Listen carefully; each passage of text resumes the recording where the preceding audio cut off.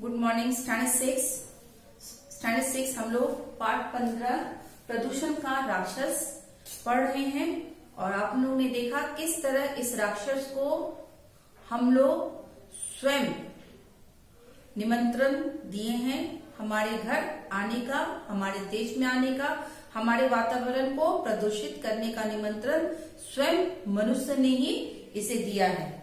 आज हम लोग पेज नंबर 87 पढ़ेंगे।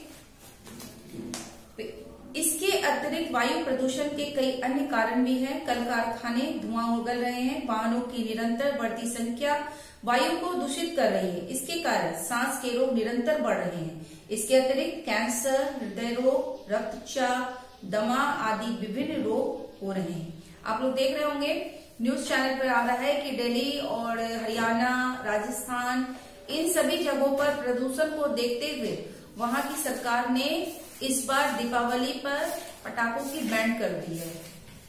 तो ये क्यों किया जा रहा है, क्यों सरकार के द्वारा ये कदम उठाया जा रहा है? क्योंकि ताकि प्रदूषण से हमारी रक्षा हो सके।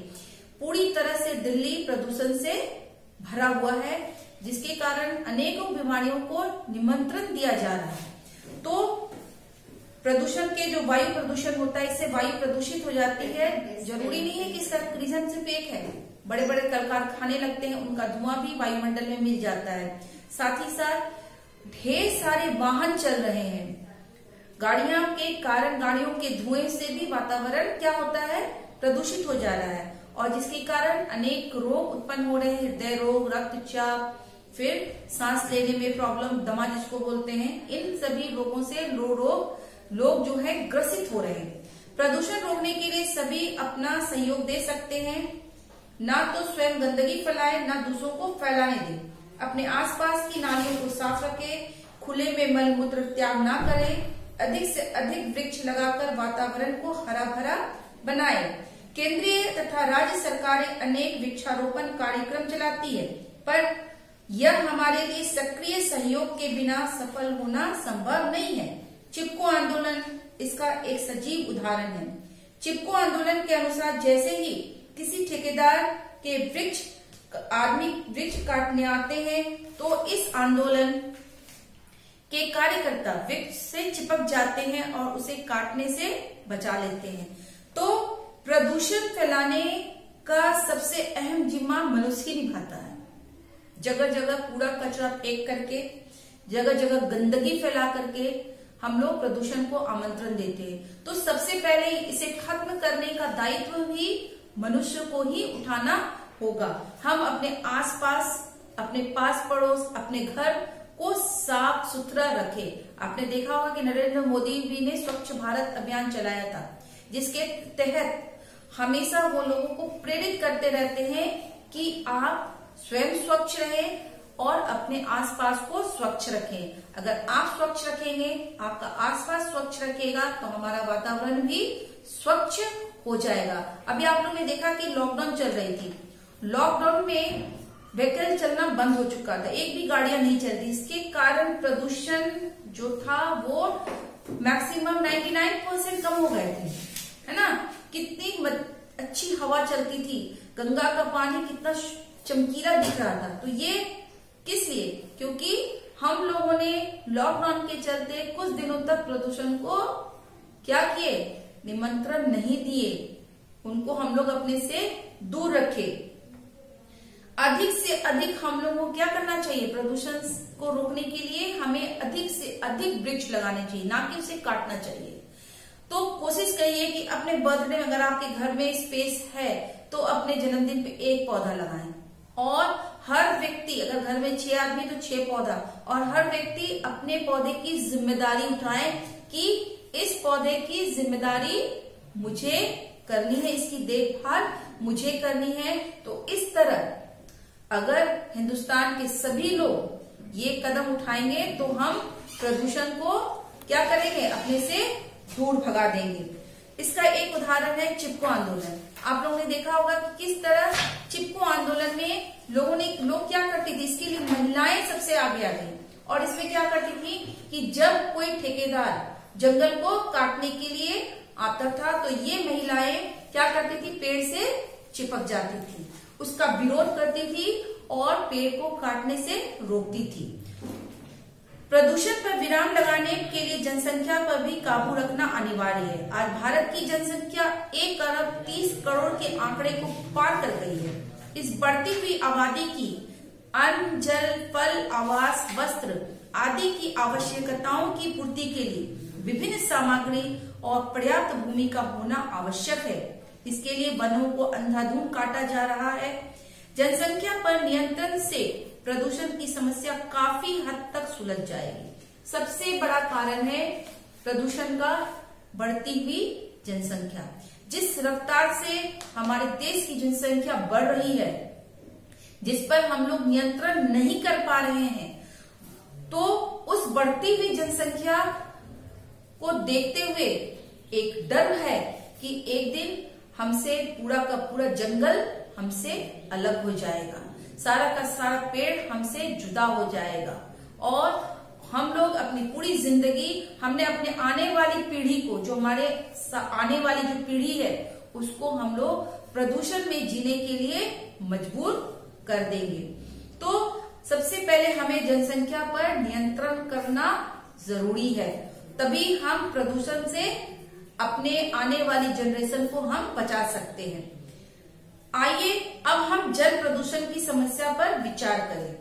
नदियों का पानी अब पहले की भांति शुद्ध नहीं रहा। आजकल नदियों में, कारखानों में निकले कचरे को प्रभावित किया जाता है। इस कचरे में विविध प्रकार के विषैले रसायन होते हैं जो जल को दूषित कर देते हैं। शहरों के गंदे नालों का पानी भी नदियों में मिलता है। इससे जल पीने के योग्य नहीं होता और कई प्रकार के पेट की बीमारियां हो जाती है। क्या होता है, जो पेट से संबंधित अगर हम लोग को कोई बीमारी होती है तो उसका सबसे प्रमुख कारण है दूषित जल, जो आज के डेट में एक बहुत बड़ी समस्या है।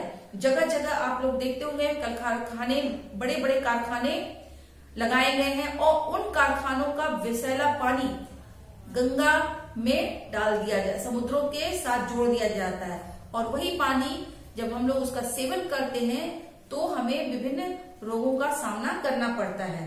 परंतु ये पूरी तरह से शुद्ध नहीं हो पाता क्योंकि पूरी तरह कीटाणु मुक्त नहीं हो पाता। अतः घरों में पीने से पहले पानी को उबालना चाहिए। अब क्या हो गया, क्योंकि चारों तरफ गंदगी है, गंदा पानी मिल रहा है, तो इसको शुद्ध करने के लिए हम लोग फिल्टर लगाते हैं, आरओ का प्रयोग करते हैं, या हम लोग पानी को उबाल कर उसके कीटाणुओं को मारकर साफ सुथरा पानी हम लोग पीने का प्रयास करते हैं। वाहनों के हॉर्न, लाउड स्पीकरों और रेडियो, टीवी की ऊंची आवाज से ध्वनि प्रदूषण होता है। तो ये जल प्रदूषण था। अब है ध्वनि प्रदूषण। क्या होता है कि आजकल देखोगे कि फेस्टिवल के नाम पर या शादी विवाह में बहुत ही तेज आवाज में लोग लाउड स्पीकर बजाते हैं, रेडियो पे गाना सुनते हैं, टीवी भी फुल वॉल्यूम में सुनते हैं। उससे क्या होता है, उसका सीधा असर हमारे कानों पर पड़ती है। आजकल देखते होंगे कि बच्चे जो है ईयरफोन लगा लेते हैं, कान में लगाते हैं ना। उससे क्या होता है कि आवाज जो डायरेक्ट आपके कान में बहुत तेजी से जा रही है और इससे क्या होता है कि हमारे कान में इसका इफेक्ट पड़ता है, हमारी श्रवण शक्ति जो है वो कमजोर पड़ती जाती है। तेज ध्वनि के कारण हमारी श्रवण शक्ति पर भी बुरा प्रभाव पड़ता है, साथ ही हृदय गति भी प्रभावित। आप देखोगे कि अगर कोई जुलूस निकल रहा है, मान लीजिए कोई दुर्गा या किसी का विसर्जन के लिए लोग जाते हैं, तो बहुत तेज 5-6 लाउड स्पीकर बड़ी बड़ी लगा देते हैं और उसपे म्यूजिक बनती है। उसका सीधा इफेक्ट हार्ट पर पड़ता है ना, मैंने कलेजे पे लगता है कि वो जोड़ मार रहा है। उससे क्या होता है, जिसका हार्ट कमजोर होता है उनको इफेक्ट पड़ता है। तो इस तरह ये ध्वनि प्रदूषण हमारे लिए भी हानिकारक है। इस विश्वव्यापी राक्षस का अंत करने के लिए मानव को जागरूक होना जरूरी है।